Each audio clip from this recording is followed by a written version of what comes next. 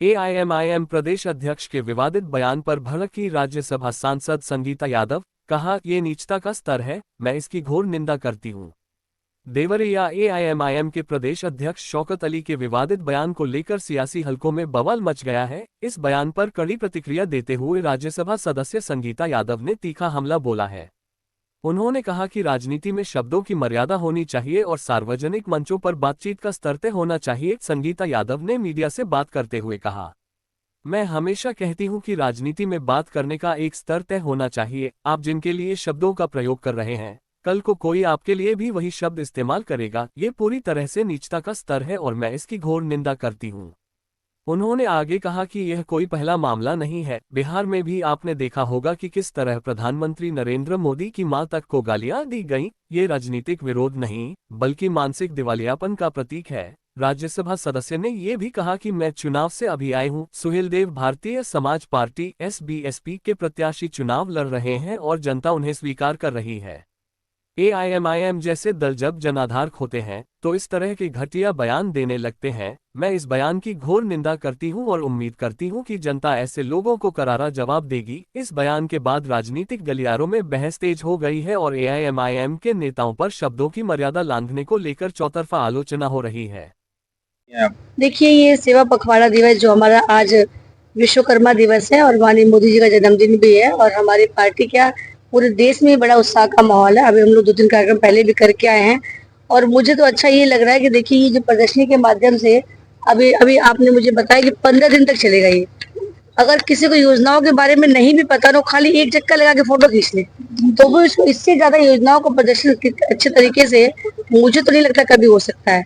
तो मैं तो अपने सभी अधिकारियों को और जिसने भी सोचा कि ऐसा प्रदर्शनी लगाया जाए उसको बहुत बहुत आभार प्रकट करती हूँ, धन्यवाद करती हूँ। और आज माननीय मोदी जी का जन्मदिन है। 2047 तक भारत को विकसित भारत बनाना है।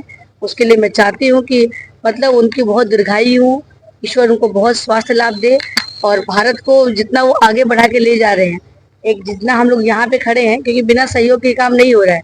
आज लगातार वो जो तीसरी बार सरकार बनी है वो आप लोग की देन है, तो इसमें जनता का भी पूरा सहयोग है। तो मैं उनकी तरफ सबकी तरफ से बहुत बहुत आभार प्रकट करती हूँ, धन्यवाद करती हूँ आप लोगों का कि आप लोग माननीय मोदी जी को इतना मान रहे हैं। आज मैं आपको बता रही भाई, एक जगह मैं रुकी थी रास्ते में, मैं जानती भी नहीं थी कि वहां पे भी केक काटने का प्रोग्राम चल रहा था।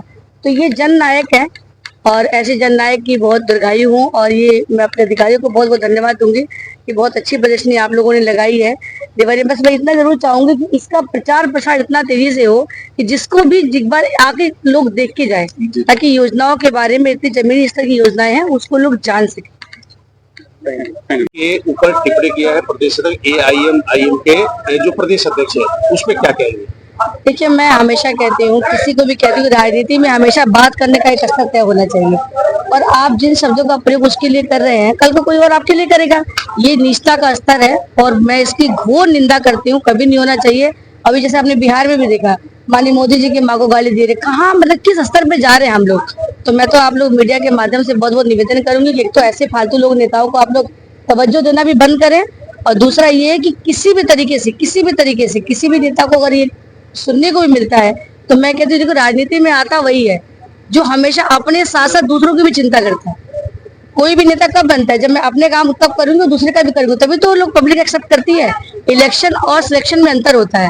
हम सिलेक्शन से नहीं, हम इलेक्शन से आ रहे हैं। सुहेलदेव जो है वो भी इलेक्शन से अपनी पार्टी खड़ा कर रहे हैं, चुनाव जीत रहे हैं, पब्लिक उनको एक्सेप्ट कर रही है। इनके बारे में ऐसी टिप्पणी करना मैं घोर निंदा करती हूँ, भर्त्सना करती हूँ। मानते हैं क्या कि जो नेताओं में कुछ गिरावटें आई हैं, जो व्यक्तिगत टिप्पणी कर रहे हैं, बिल्कुल होना चाहिए कि नहीं? नहीं, बिल्कुल नहीं होना चाहिए। मैंने अपनी लाइन इसी शुरुआत किया कि कभी भी व्यक्तिगत आक्षेप मत लगाइए। मैं एक नेता हूँ, आप मेरे कामों की निंदा कर सकते हैं, उसमें कभी निकाल सकते हैं, आप कह सकते हैं, मैं उसमें सुधार करूंगी, लेकिन आप व्यक्तिगत पे आए, ये मैं घोर निंदा करती हूँ।